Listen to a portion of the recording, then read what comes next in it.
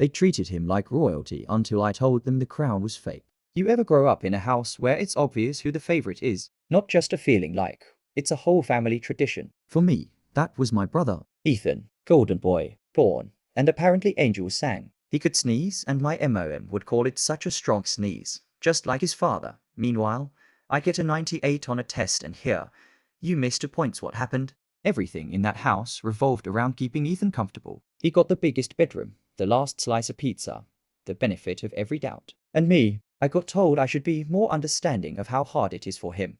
Hard? For him. This man couldn't even spell accountability. He wrecked Dad's car once. They laughed about it at dinner. I came home 10 minutes past curfew, grounded for a week. By high school, I stopped even trying. Because why compete in a game that's rigged? Then, a few months ago, I go home for dinner. The usual scene.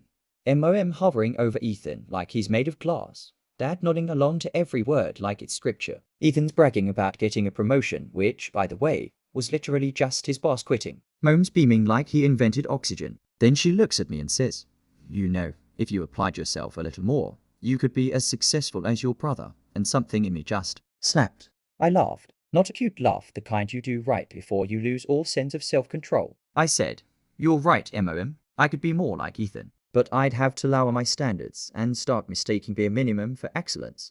The room went dead silent. Forks down. Dad clears his throat. Ethan's face turns red. He goes, "Wow, jealous much?" And I said, "No, Ethan. I'm just amazed that after being handed everything your whole life, you still managed to grow up empty." He stood up like he was about to say something, but nothing came out. Just the dumb open-mouthed stare he does when reality hits. MOM gasped, actually gasped like I'd just cursed in church. Dad muttered, "That's enough," and I grabbed my bag. As I walked out, I could hear MOM whisper, "You're breaking this family apart."